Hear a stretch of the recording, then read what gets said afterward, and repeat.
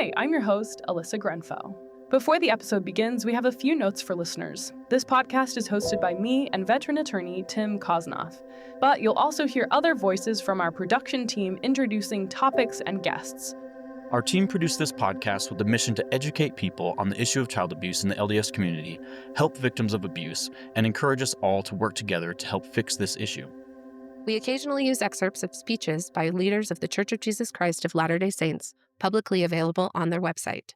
These excerpts are used under fair use for the purposes of commentary and public interest. If you're listening and anything you hear feels close to home, please know it should not have happened to you. You are not alone. There are people who believe you, and we can help. Episode transcripts, resources, and our contact form are available on our website, architectureofabuse.com. This podcast contains discussions of child sexual abuse. Please listen with care. This is Architecture of Abuse, and I'm your host, Alyssa Grenfell. Episode 5, Repression. Yeah, it becomes your worldview. And anytime you have a worldview, it's like a fish in water. How are you going to ask a fish what water feels like? Because it's all you know. You are made to feel shameful, guilty, you're a sinner, you have to pray harder, you have to fast more, etc. Instead of, this is my DNA. This church believes that child sexual abuse is a matter of sin. Are there things that Mormon LDS culture have kind of, again, internalized and integrated that exacerbate some of these potential issues? Yes, absolutely. These are instances that make Mormon youth want to end their lives because the guilt is so severe. And then they've learned to hide it because they know their parents will be so upset. And so it festers and it becomes uglier and worse. And the level of sexual repression in this church is just so beyond the pale in my mind. There's one path. The path is being heterosexual, and anything that deviates from that, including even just fantasy or thought, is considered a threat or a sin or potentially could lead to sin, right? I don't think any box is inherently bad. It's when you're forcing people into boxes that I think is bad. My policy and position is this stuff is ugly and it's hideous, and I'm not going to sanitize it by using euphemistic language. Call it what it is. People need to hear it if we're ever going to change. The problem is people don't want to think about it. You just have to march right into the living room of their mind and say, no, you're going to look at this. It's ugly. For LDS members, strict sexual purity is a foundation of their moral framework and personal worthiness. Threats to that purity often result in institutionalized shame and guilt. Modesty requirements, chastity standards, and approved forms of sexual expression become external measurements by which internal worth is judged. My co-host, Tim Kosnoff, and I will be talking about attitudes around sexual orientation, repression, shame, and guilt in LDS church culture and how it contributes to the architecture of abuse, largely due to the fact that in high-control organizations, control of sexuality is a primary way in which goals are met. Dr. Stephen Hassan, expert on the subject of undue influence, discussed high-demand structures in Episode 3. We'll hear more from him alongside therapist Natasha Helfer as they explore the impact of sexual repression in the LDS Church. I think you've seen my influence continuum graphic. So on the healthy side, and I'm a parent of a 22-year-old, I should say, a healthy parent recognizes that child is a unique being. I'm Jewish, by the way, a unique soul. And my job as a good parent is to help steward that child to adulthood. And that includes not over-parenting or neglecting and under-parenting, but having consistent love and encouraging experimentation, play, trying out new things, and encouraging a spirit of curiosity and questioning, including questioning authority. But when you're on the other side of the influence continuum, which I talk about under the BITE model, the behavior, information, thought, and emotional control of authoritarian groups like the LDS organization, the idea is authority. So it's a pyramid structure with the prophet at the top, and the hierarchy goes down, and the goal of the organization is to keep the organization going. And that means power, money, control of BITE, including sexuality. Yes, I would say that there is a correlation between any religious organization that has higher than average sexual issues. I do think that is correlated with repressive and oppressive means of trying to control people's sexuality. Yes, I do. My name is Natasha Helfer, and I am a licensed marriage and family therapist. I'm also a certified sex therapist by the organization ASECT. And then, of course, I grew up in the LDS Mormon community. So it happened to be that when I became a therapist, usually not living in Utah or Utah-esque spaces, I was one of the only Mormon therapists in the general regions. So a lot of LDS folks started seeing me, and pretty quickly that became the majority clientele for me. And that was a long time ago, 25 plus years ago. And then over time, we've seen a lot of faith transitioning and mixed faith marriages and lots of sexuality concerns, which is why I became interested in the sex therapy piece.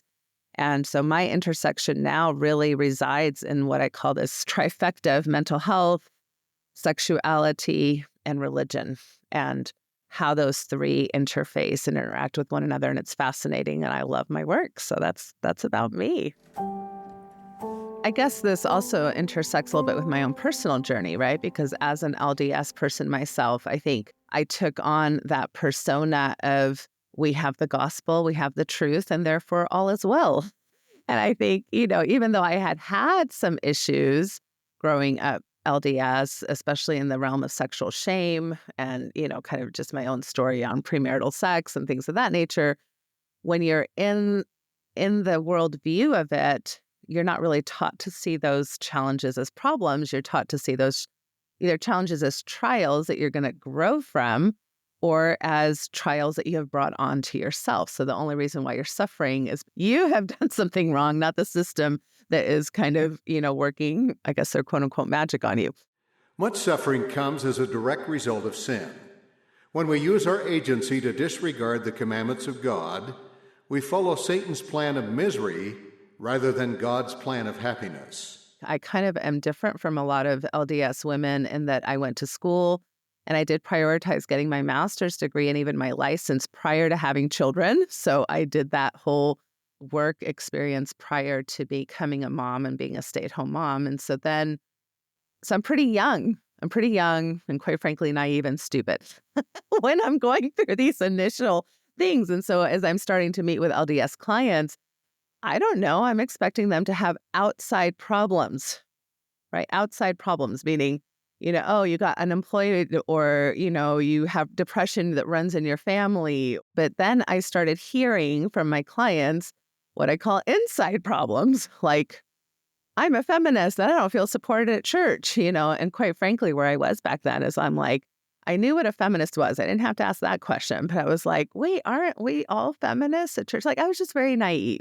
as to the problems and to the issues. And of course, LGBTQ folks started showing up very early in my practice and seeing how either they were asking for things that I had never even thought were possible to ask for, or two, they were complying with things that even me in my very believing stance was uncomfortable with. Like, wait a minute, that means you're never going to have sex. You're never going to be in a romantic relationship, right? You're never going to be able to experience what I kind of take for granted, So even as a believing therapist, I was kind of uncomfortable with them having goals that felt unhealthy to me with my mental health lens on. So I think my journey was very much tied to my own kind of growth and my own personal development, my own personal spirituality, tied to so many things that people were bringing in that, quite frankly, at church, we never talk about as legitimate potential problems just because we are members of the church, So one of the things that as a family therapist, I might ask a couple or a family or even an individual who's coming in is, let's start thinking about what the roles and rules of your system are. And when we talk about family rules, they are hardly ever spoken rules. They are rules that you figure out pretty early on in life by just noticing the people around you, noticing what other people are getting in trouble for, right? It's like, oh, if I ask my mom that question and she freaked out, well, then I better not ask her the even harder question that I was actually going to ask. But I'm so glad I asked that smaller question because she freaked out at that level. So I know I can't even go to her for this other question, right? And kids oftentimes are doing those things. They're testing us. They're observing us. They're learning the rules of the system. And so then, yeah, it becomes your worldview. And anytime you have a worldview, it's like a fish in water. How are you going to ask a fish what water feels like? Because it's all you know. And so, of course, it's going to affect how you treat not just your immediate family members, but it's going to affect any profession you really go into as far as how you're assuming what people are about, how people change, what you can expect from people. Even this kind of, simple idea that as LDS folks, we are more apt to have spiritual revelation. We're blessed because we've accepted certain things about God's true way. That is going to automatically set you up to interact with people in different ways, whether they're members of the church or not. And so lawyers are affected by that. Dentists, doctors, teachers, we're all affected with how we interact with others, dependent on what we're thinking. We have privilege to, what we have a right to, what we think other people don't have that we have. And quite frankly, yeah, I kind of was always sad for non-members of the church because I was like, well, you're missing out, or you don't have the fullness of the truth, or, well, I get that you don't think that makes you unhappy, but it probably does make you unhappy. But I did that, and I know lots of people are doing that. We are free to choose and act, but we do not control the consequences.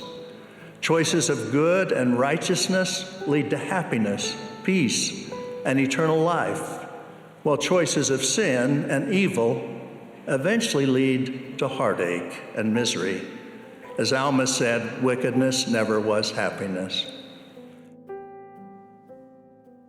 Yeah, so in the Mormon church, it really is the path. It's the path. It's the one path. And that, and even though we talk about having diversity, and I think what we mean by that is obviously different peoples of different races or cultures are welcome to join the church, we're not really looking at diversity in sexuality at all. There's one path.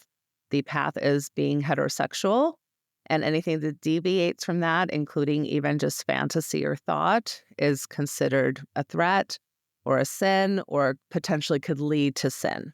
On top of it, it's not just a heterosexual box, it's a marital box, right? So the only time that you should even explore your sexuality at all is if you are in a heterosexual marriage.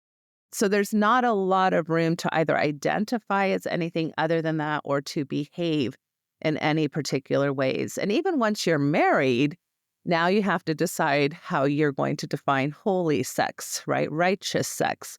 Lots of LDS couples are going to have a lot of different answers to those things. So, yeah, I think Mormon sex is righteous sex. It's very heteronormative and pretty vanilla, right, as far as what there's permission for. I don't think any box is inherently bad. It's when you're forcing people into boxes that I think is bad. So, I mean, it's when people are forced to either fit into that box, or even though that box maybe works okay for them, they're interested in looking into other boxes too, and not allowed to. That I think that's where it becomes prohibitive. So there's a difference even in the damage, I think, done to, for example, a gay member of the church or a lesbian member of the church who the box never even fit them to begin with, versus a couple who maybe is having an okay time, in their little vanilla heterosexual box, but then they also want to explore with bi-curiosity or ethical non-monogamy or just fantasy play. Now they may be damaged too, but kind of, I think, at a different level than when it's your core identity that's being challenged. Just a note from me, Lindsay, executive producer of this podcast. As we move into the next section, we'll be candidly discussing sex and sexual expression. This is important because avoiding clear, accurate, and mature conversations around these topics can lead to a culture where people are unequipped to engage with real-world experiences in a healthy, informed way. If discomfort arises during the following discussion, we encourage listeners who choose not to continue to ask themselves why that discomfort exists. But in the spirit of honest, informed dialogue around sexual expression and sexual repression, we hope you'll choose to engage. Based on the stats we've heard, it seems that a large portion of child sexual abuse in this country happens within the home or just a larger family setting. Given your experience, how do we even begin to talk about this subject? Sure. My policy and position is this stuff is ugly and it's hideous, and I'm not going to sanitize it by using euphemistic language. Call it what it is. So incest, rape, penetration, people need to hear it if we're ever going to change. The problem is people don't want to think about it. You just have to march right into the living room of their mind and say, no, you're going to look at this. It's ugly. Incest is probably, and I believe it's statistically borne out, is the most common circumstance under which sexual victimization of children occurs in this country, whether it's parent, child, older sibling, child, cousin, child, extended family, child, that goes on. And that's not unique in any way to the Mormon Church. And many of the difficulties that somebody in a situation like that faces, the perpetrator, the father, is the breadwinner. So if a report is made to the police and he is arrested, removed from the home, the family, is immediately lost, maybe the sole source of income. So you get into these situations where mother becomes enabler. She's aware of it. She can't really stop it because she is powerless in the relationship and in the family. But she also has other children, and she knows what's going to happen if she goes to the police. He'll be removed, and then what will the family do? So she'll turn a blind eye, and it continues. And I've handled many cases like that. The first thing I want to say is intrafamilial sexual abuse is the most common type of sexual abuse. It's happening nationwide, hands down. So this is not particularly a Mormon issue or a Catholic issue or a Jewish issue. It is happening even in secular homes all over the United States. And it is the biggest secret that we keep keeping. And it's the biggest thing that we keep not talking about as a whole system here in the United States. And I think in many other countries as well. So this is a human family issue. And I just want to start off with that. Incest is the most damaging form of sexual abuse.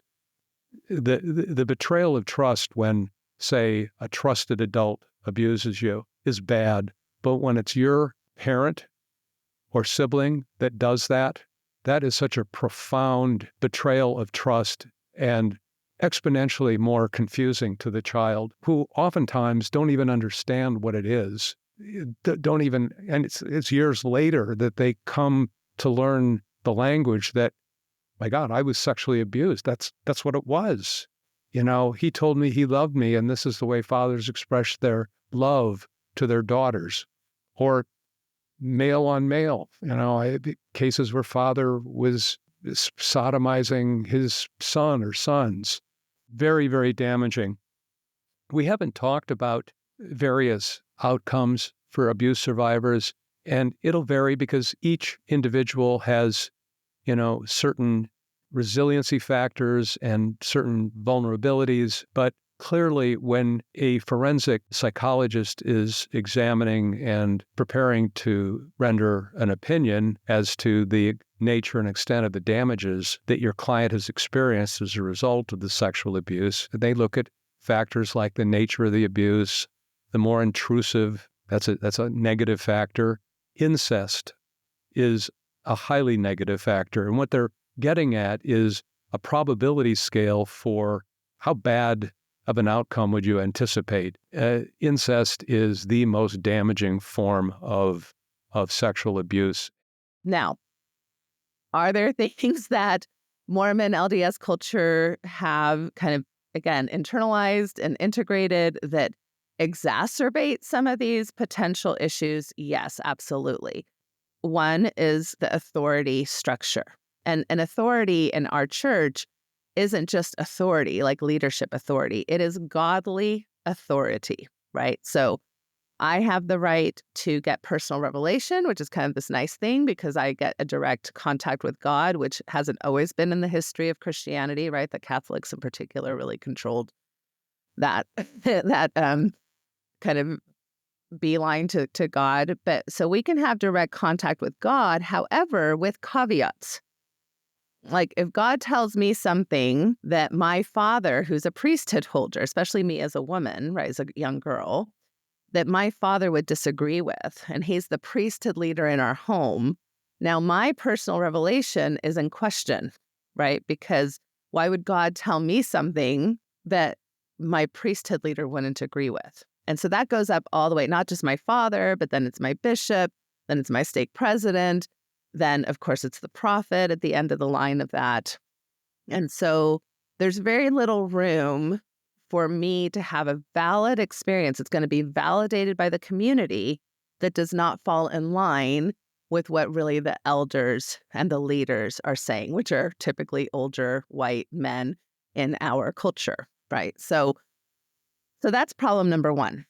In the Mormon church, let's say that it's not above the national average. I believe it is. I think it's probably grossly underreported in Utah. But the reason is based on what I know about the structure of the Mormon church and how the Mormon bishop is almost a sort of third parent in the family. They're almost treated like that, and almost he stands above both the father and the mother, and the way the church inserts itself through the bishop into the life of the family. And so he becomes oftentimes, the first responder, or the first non-responder in the case of the Mormon church. But because he interacts with the children during worthiness interviews and so forth, a child may not even understand what he or she is saying, but it's pretty clear. Daddy is coming into my room at night and he touches me and he showed me his pee-pee. And I mean, these are all things where it's just screaming, this is an abuse situation. And bishops hear this kind of information. And what's their reaction? Similar reaction to, is the mother. Oh, if I report this to the police, he's going to get removed. No, it's better that we work with him internally through prayer and repentance and try and get him to stop it, rather than pick up the phone and call 911. They also hear danger. We don't like these kinds of unhappy things because this is a happy place where bad things never happen and everybody's good and honest and don't do these unimaginable things to children. So aside from the Mormon overlay, there's this need to deny, because it's just so horrible, to accept the reality of what it is that you now know. And so what do you do? And so a bishop that's wanting to do the right thing but doesn't know what that is, well, the church has said we have a helpline. Call this 1-800 number. Does it result in help for that child? No.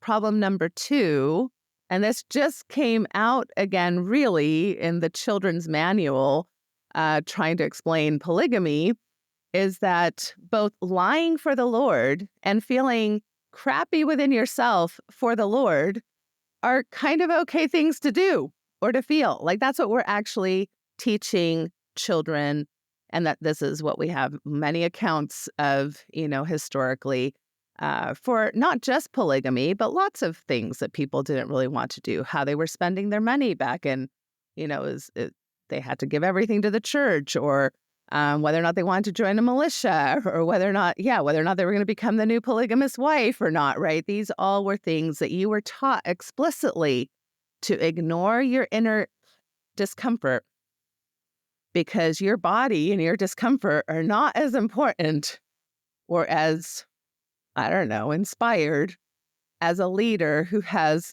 a job for you on the Lord's behalf. First of all, we're teaching people to ignore inner instinct of danger. And two, where can you go to get help or support, right? So like, for example, I went through an excommunication process. I did not agree with the reasons that they were going to excommunicate me for. Who came to me and said that they were going to excommunicate me? Well, the stake president did. And so I'm like, okay, well, I don't agree with you, stake president. So who am I going to go to? Am I going to go to the sheriff? Who has leadership authority to do anything about this thing within my church community? No, the next person I could go to was the area authority. I went to my bishop. My bishop kind of didn't wholly agree with it all, but he's like, sorry, he's my boss, right? So, oh, okay, so I can't go to that authority. I have to go to the bigger authority. Then the bigger authority that you go to is going to say, well, but he's got the priesthood and I've got the priesthood. They're going to support each other's power. So there's no checking. There's no way of having another authority actually come to your side to represent you, right? So these are called, we use a lot of legal language in these disciplinary courts, right? Like court, it's called the court. But there's no actual representation. There's nobody representing me. There's nobody like fighting and, and then the judge has to make a decision. It's like, no, you're pretty much already told this is what you've done wrong. We've decided, and this is your punishment. Executive producer Eric here with a quick note. We're about to play a video from the LDS Church's website. This video is designed to teach children about the practice of plural marriage. The dialogue, accompanied by cartoons, is meant to instruct children about what the LDS Church wants them to know about its history of polygamy. As we know from our previous episode of LDS Church history and numerous scholarly sources, it lacks significant context and factual accuracy. And since it's publishing in December 2024, it has already been revised. Plural marriage, a commandment for a time. While the prophet Joseph was studying the Bible, he read about prophets like Abraham and Moses who had been married to more than one wife. Joseph had a lot of questions, so he decided to pray and ask the Lord. The Lord said that usually a man should have only one wife, but sometimes the Lord commanded a man to be married to more than one wife. This was called plural marriage. The Lord told Joseph that his people should only be in plural marriages if he commands it. Years later, the Lord told Joseph and some other saints to be in plural marriages. It was not easy to live this commandment. The government made laws against plural marriage. Some saints, including church leaders, were put in prison. In 1890, the Lord told Wilford Woodruff, the president of the church, that men should not marry more than one wife anymore. The leaders of the church shared this commandment with the saints. This is still the Lord's commandment today. A man should be married to only one wife. Yeah, so I guess my first thought is I would not call what's in the children's handbook around polygamy right now low-key grooming. I would call it grooming, straight out. And so then you have to think, well, what is grooming? How do we define grooming? And typically grooming is a fairly manipulative action. It requires you to know certain things and to only choose to share certain things and for specific reasons, which the church has a lot more knowledge than they put into that story, obviously, right? And then it has to have an agenda. And the agenda there is to make sure that those kids have information in a way that they would not want to question authority. They would not want to question authority. So how do they create the story? Oh, he felt uncomfortable. Oh, poor Joseph Smith. Darn it. But sometimes the Lord wants you to do hard things. So then when that kid is in the bishop's office and is saying things like, even things that have nothing to do with polygamy, like, well, I don't know if I want to go on a mission. Well, but the Lord wants you to do hard things. So stop listening to those inner things that really are just temptations from Satan, because what we want for your life and what we think is best for your life is much more important than what you want for your life. And a sexual predator, a groomer, is going to have all those same tactics. And what they think is best for that kid is to be vulnerable for their sexual predation. And that starts early and young, and it happens over and over again. Because just like the story at church that we learn, if you drop a bunch of frogs or whatever into a boiling pan, they'll all jump out. But if you warm it up slowly and slowly, the frog will boil. They teach us that story at church, but then they turn around and do that to us from day one. Because they're telling you very small things at a developmental level that you don't have the ability to even think differently than what they're telling you. And by the time they're teens and emerging adults, you have now set it up so that they're like, oh yeah, that feeling of discomfort, oh, I know what I need to do with that. I need to push it away. I need to ignore it. I need to put on a smile, and I need to go forward with whatever it is they're asking me to do. That's what we have groomed, a lot of conservative religious people to do, but in particular, I'm talking about Mormons. Yeah, I think there's a wall of religion separating you from you and your parents. And as a child, how that manifests, in my opinion, is being terrified to bring anything disfavorable to your parents because you're worried about how it might change their view of you. So if you see something, maybe you hear a swear word at school. I still have a memory very early on of coming home and asking my family around the dinner table, maybe when I was first or second grade, what does bitch mean? And the way that the silverware clattered to the table, and who said that? Are you friends with them? Well, you better stop talking to them if they're saying words like that. And that is my religion fundamentally coming between the natural reaction of a loving parent to their child. And when you have enough of those instances, it teaches you to just hide things, hide it, even if it's something that happens to you, something that you hear in passing. And so I think that, when you have things like missionaries not being able to use the first names, when you have things like calling, all the people around you brother and sister last name, it sets up this sense that in every human interaction you have, the church is always the membrane through which the relationship has any sort of a transaction. I think that kind of self-isolation that takes place between you and the rest of the world from when you're a very young child keeps you from sharing, if you had an instance of child sexual assault, you've already, imagine if that's my family's reaction to me asking, what does the word bitch mean? To bring something that is so 1,000 times much more serious to your parents and having the blow up. And so I'd rather keep the secret. Here I am on Sunday. Here's my appearance of goodness.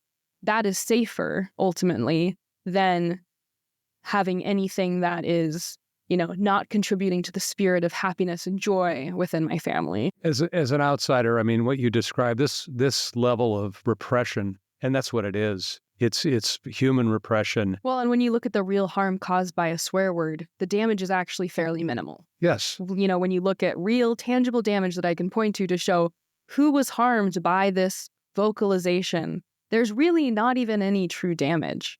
In my opinion, that's just completely the wrong. I mean, that's not the way you raise children. You have to prepare them for the world. And yes, we believe that it's inappropriate for you to use that language, but you're going to be out there in the world with people that are going to use words like that, and they may still be good people.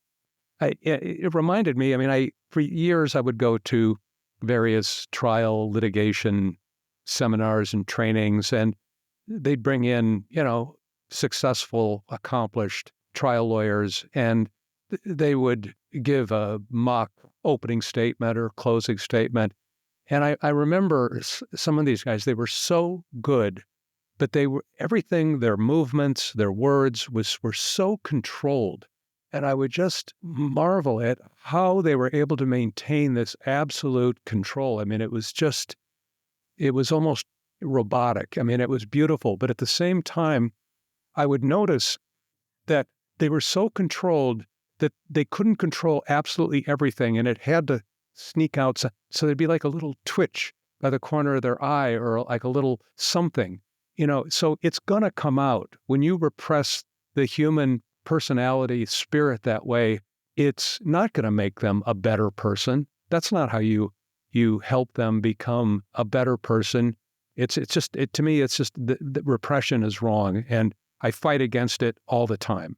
So anytime we're facing shame for an aspect of who we are or what we are about, or even inappropriately for things that we're doing, behaviors that we're doing, that is going to have a very intense effect in your system, because we are wired as pack animals to really get along with other people. More than anything, we want acceptance and love and feeling safe with some type of pack, whether you call that a tribe or a group or a family or, whatever, chosen family, whatever it is, we're all desperately needing that for basic instinctual safety.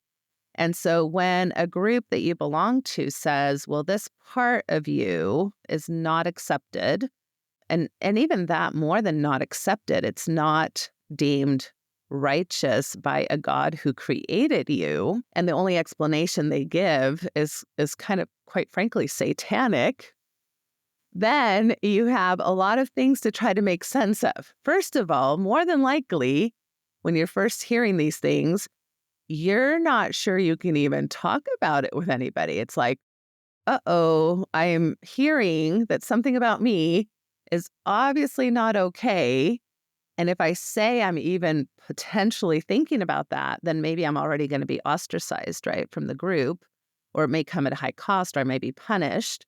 Other people may go the other extreme, which is like, oh my gosh, I'm doing something really wrong, so I'm going to tell everybody so that they can punish me and set me straight, right? And we see that a lot in like conversion therapy with, gay and lesbian people. And a lot of times the gay and lesbian people were not going to conversion therapy due to their own anxiety with their parents and their priesthood leaders, ecclesiastical leaders' anxiety. So they were forced into those types of treatments. So now you have an inner struggle where, okay, something about me is not okay, but that thing still remains. It's there. So you're trying to find explanations of why it's there, why it's not okay. What am I going to do about it? Why isn't it going away, especially with prayer and fasting and being a good member? And that's true of really sexuality in general. I mean, even things that as a society we have decided, yes, you may have those proclivities, you're still not allowed to act upon them, like pedophilia, right? Or certain types of criminal fetishes like voyeurism, right? There's no consent. We have all decided as a culture, you're not allowed to behave in those ways. But even with it, things like that, there's no changing them.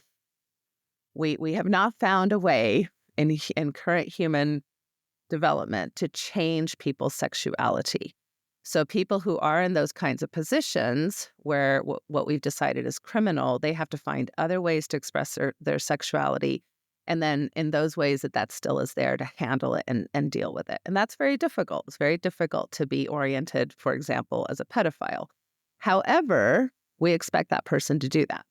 Now, we have decided as religious cultures to add exponentially to that group of people who can't behave in certain ways, right? And so this is, homosexuality, consensual philias, BDSM and kink, non-monogamy. We've decided, no, all those things are not okay.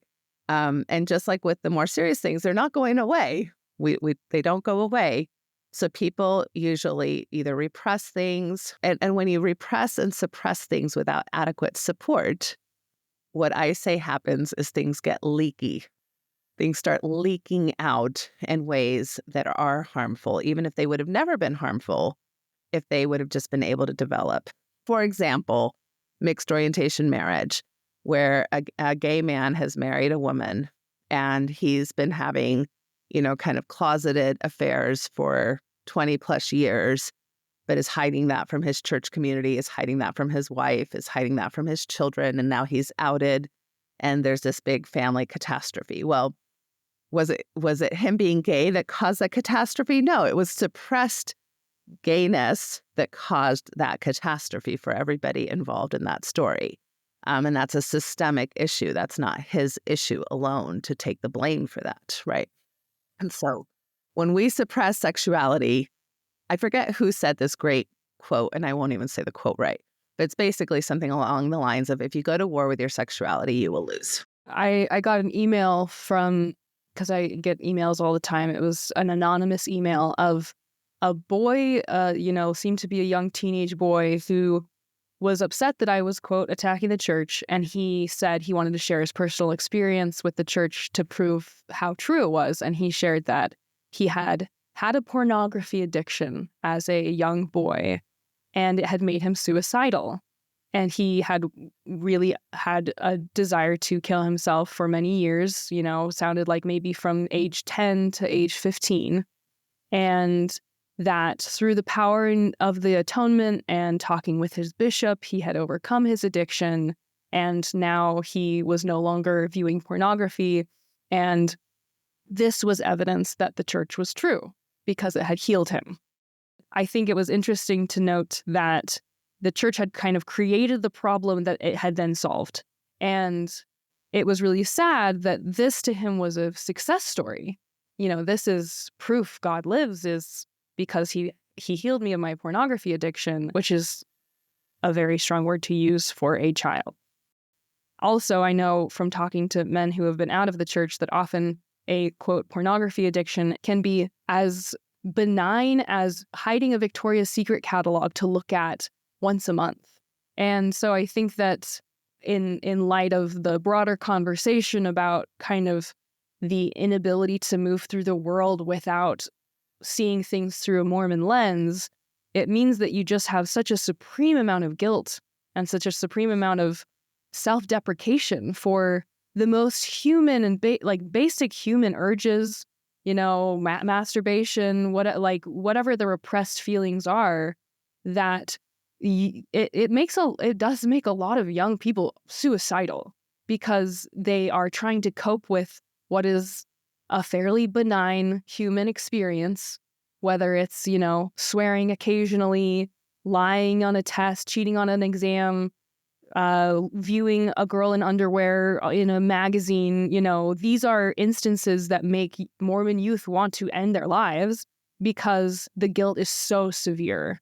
And then they've learned to hide it because they know their parents will be so upset. And so it festers and it becomes uglier and worse.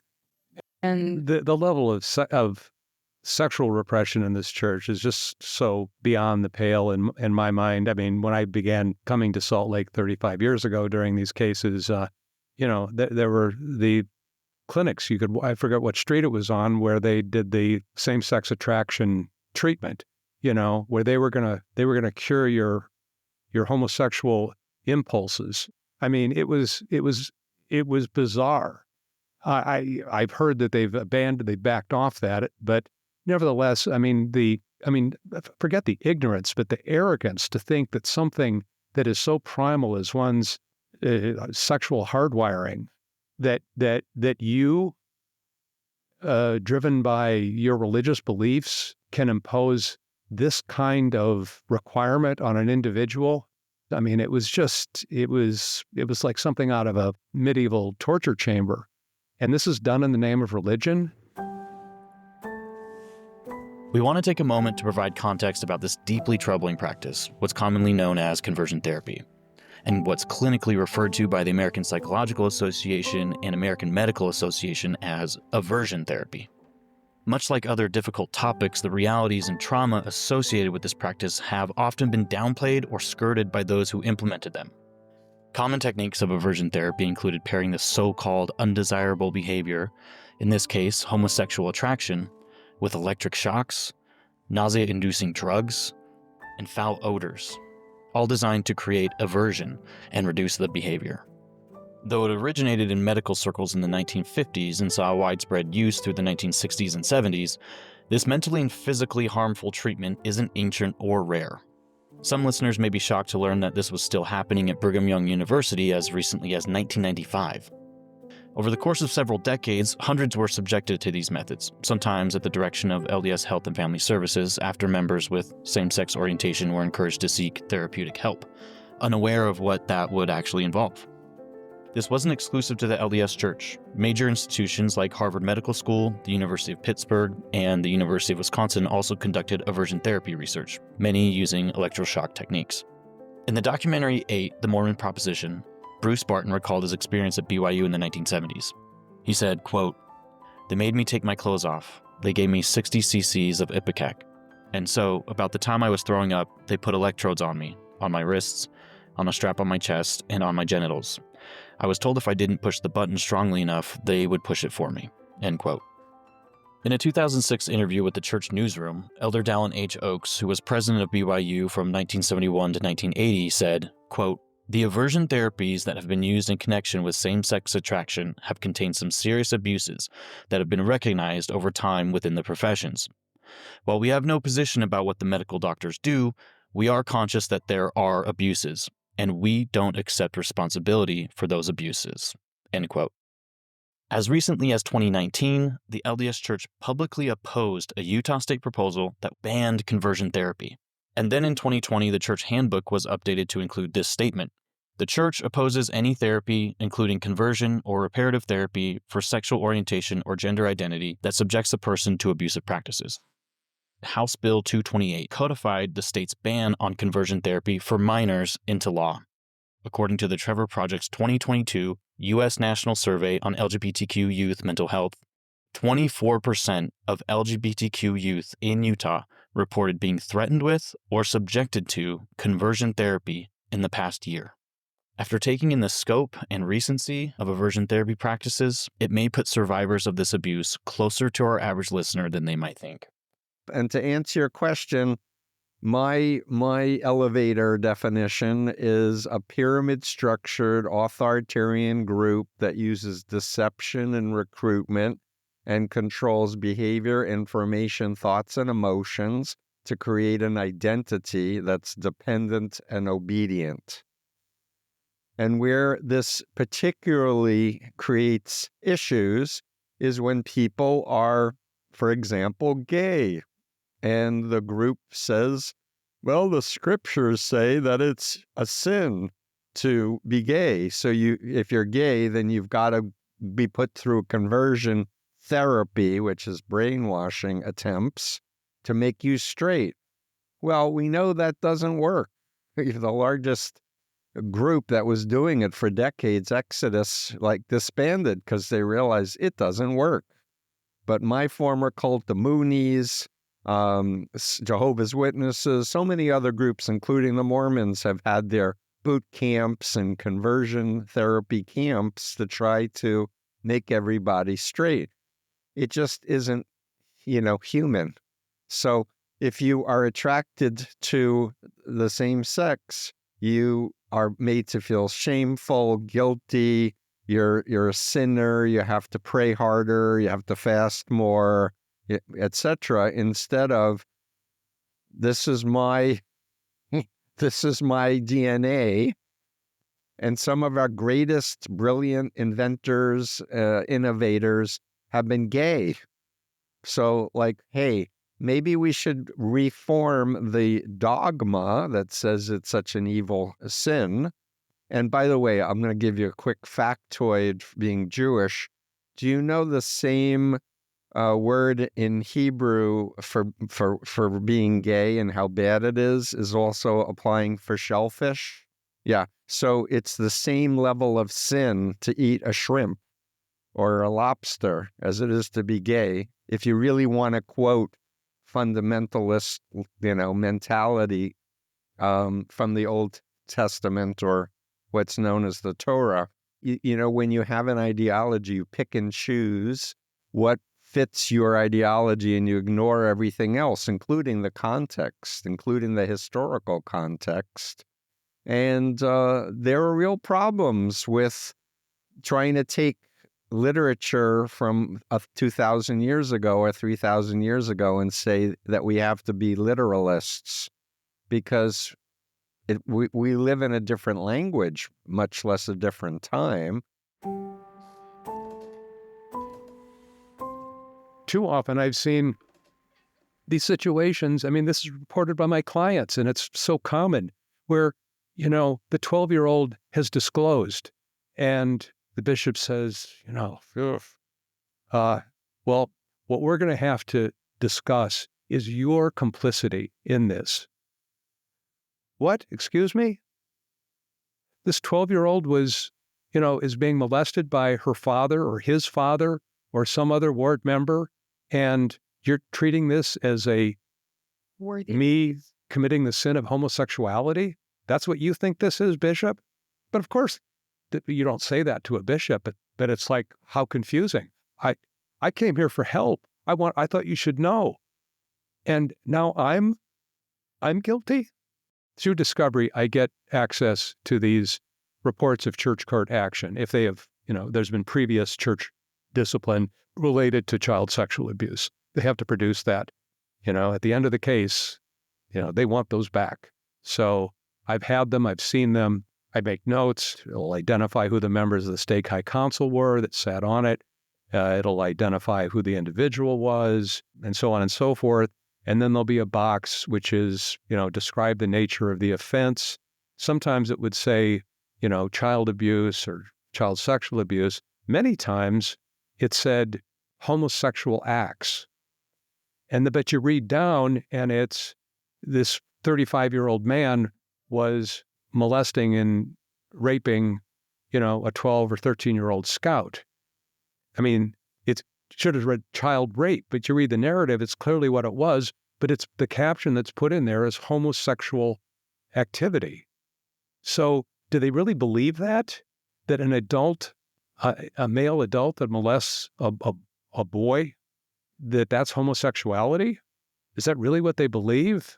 Apparently, because these are supposed to be filled out accurately, because then the ward clerk has to sign them and date them. It shows what the disposition of the disciplinary court is, probation, excommunication, or what have you. And then these have to be transmitted to church headquarters where they're retained forever. Homosexuality is doctrinally a much more clear-cut, quote, sin in the church. There's a clear repentance process, and also they're equally participating parties. And it just reclassifies it as this is a sin and not a crime. And maybe that also allows them to put some distance between what they view as their responsibility to report a crime versus their responsibility as a religious leader to help someone seek repentance for the sin that they participated in. It reminds me of how growing up, all the leaders would always say necking and petting, and I never even knew what necking and petting was. And, and there's a pamphlet called To Young Men Only that is nicknamed the Little Factories pamphlet, where they use a euphemism to describe the little factory in a boy's body and what happens when he reaches adolescence. And all of these euphemisms make it so that it's actually impossible for people to even comprehend what the commandments are. Like when I was growing up, I always was terrified that I would be involved in necking and petting because I had no idea. I literally had no idea what it was, just that it was something that happened between a boy and a girl. And I think as you're describing something like, using the word homosexuality to describe child rape, male on male child rape, I think my reaction is just that obviously it reveals a fundamental misunderstanding of human sexuality. And I relate something, and it sort of relates back to the Boy Scouts, but it fits into this. So in the 1980s, the Boy Scouts, had many, many claims brought, and the insurance companies would pay these claims quietly. So the insurance carriers said, look, you need to deal with this. And so they consulted experts, and they came up with a program, and they called it the 3 R's, recognize, resist, and report. And it was a pamphlet, and it was a little orientation at Scout, the first Scout meeting in the fall. When they instituted that program, the number of disclosures that a Scoutmaster or some adult in the program was abusing a child tripled. And I could tell that because I got a hold of all the files eventually, and I could see that they had been opening up a file like one every 3 or 4 days. And once they instituted this program, they were opening up a confidential file once every other day. What that showed is that works. Would you empower a child with information and that this is a thing, child sexual abuse, it's not your fault? And these earnest little Cub Scouts that get this and they get a little pamphlet, they took it to heart. They're Boy Scouts and they followed it. And, it didn't solve the problem, but it mitigated it. Great program. Mormon Church sponsors 40% of Boy Scout troops in the country at that time wouldn't allow the 3 R's program to be used within LDS wards. Yeah, I've got this directly from the individual who was involved in establishing this program. And there's a quote in a book called Scouts Honor, Sexual Abuse in America's Most Trusted Institution by Patrick Boyle, where he says that they are the largest sponsor of scouting in the United States. And church officials took the position that sexual matters are within the exclusive province of the church, and they are not going to allow the Boy Scouts to use their materials in Mormon wards. Now, if you had been any other sponsor, you would lose your charter immediately. You're going to use this program, and they insisted it was a prerequisite, except for the largest, most powerful sponsor of scouting in the entire organization, the Mormon Church. So even when it was brought to them, and this was developed by the experts in the field, a man named Dr. Finkelhor. He ran the biggest institute at the University of New Hampshire, full of PhDs that do nothing but study various aspects of the phenomenon. The 3 R's or something similar to that is so easy. I mean, to me, it's just so simple, so common sense. Well, it's especially sad to realize that you as a lawyer have more interest in the individual than the organization who constantly is saying how much they care about the individual. The fact that you would have to come in and say, I'm actually going to stand by this person, when all the messages I received growing up would always have led me to believe that the organization was doing that, was standing up for me, was protecting me, was having my best interest at heart. And when that hits, it's crushing to realize that their church now perceives them as the threat. They didn't protect me, and now because I want accountability, or I was hurt and you were responsible, and now you're treating me like I'm the criminal. You're showing up in court to back the man who raped me, and you're all lining up on his side of the courtroom and getting up and speaking at sentencing and telling the judge what a good man he is and so on and so forth. And I'm sitting over here and I'm the victim and nobody's sitting behind me from the ward. How faith-promoting is that? Correct. Which I have sat with many families throughout many years where parents actually did the right thing and advocated for their child. And when they started realizing all the ways that they were getting shut down, led to their exit to the church, which is kind of a healthy story. It's a sad story, but it's a healthy story because, one, they chose their child, and two, when they were not able to advocate for their child appropriately within our system, they opted out of the system. But that speaks to the crappy stuff we have to fix in our system if we're ever going to be a healthy, church community. And then you've got, because of all that authority and because everybody's speaking for God, supposedly, then it can be very difficult to believe a less authority status person in the community that a higher status person could have done something, especially sexually inappropriate, right? So this is tragically a very common story where people do come forward and say, I was abused by my young men's leader or by the bishop or by my dad or my stepdad, who happens to be a high councilman, right, in the church. And then everybody, that, again, the cognitive dissonance doesn't compute. That's a man of God. That's a man who has authority of God. That's a man who has direct revelatory power from God. How could they also be doing this? So it must be you that's lying, right? You that's lying. The victim must do all in his or her power to stop the abuse. Most often, the victim is innocent because of being disabled by fear or the power or authority of the offender. At some point in time, however, the Lord may prompt a victim to recognize a degree of responsibility for abuse. Your priesthood leader will help you assess your responsibility so that if needed, it can be addressed. Otherwise, the seeds of guilt will remain and sprout into bitter fruit. Yet no matter what degree of responsibility, from absolutely none to increasing consent, the healing power of the atonement of Jesus Christ can provide a complete cure. Forgiveness can be obtained for all involved in abuse. And of course, this is, again, not just a Mormon issue. There are many family systems that don't believe the victim because believing the victim disrupts the nice story that everybody wants to believe is their family system, right? Nobody wants to believe that they're the ones that are having a problem. To me, it's just, as much as I want to make peace in my heart with this church, it's just, I've seen too much. And it's not even just my clients who were victimized as a result of the callousness and negligence. It's everything we've been talking about. I just don't understand. I'm impressed with people who can come through this process and still be standing, and heal from it. And yeah, I'm moving on. I'm doing it. Yeah, it hasn't been easy, but I'm doing it. And it's like, brother, I'm proud of you. If I'm going to stick with kind of a story like mine, where you're going from one worldview to another, typically what shifts that is life experience. There has to be an experience that changes you.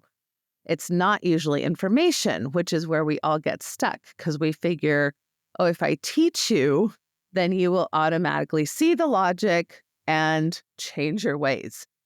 And people both in and out of the church are trying to do this to each other all the time, right? The people in the church are trying to teach us how to be in the church, and the people out of the church are trying to teach how to be out of the church, and everybody gets grumpy at each other, and everybody's mad, and nobody's changing anything. So that's not typically how we change minds. How we change minds is by changing hearts. And the only way you can change your heart is if you have empathy and can listen to other people's experiences. And I think really what happened to me, I listened to so many stories that they changed my heart, right? And another reason why I have very little empathy for the higher-ups in the church leadership, because I know that they have listened to stories, many, many stories as well.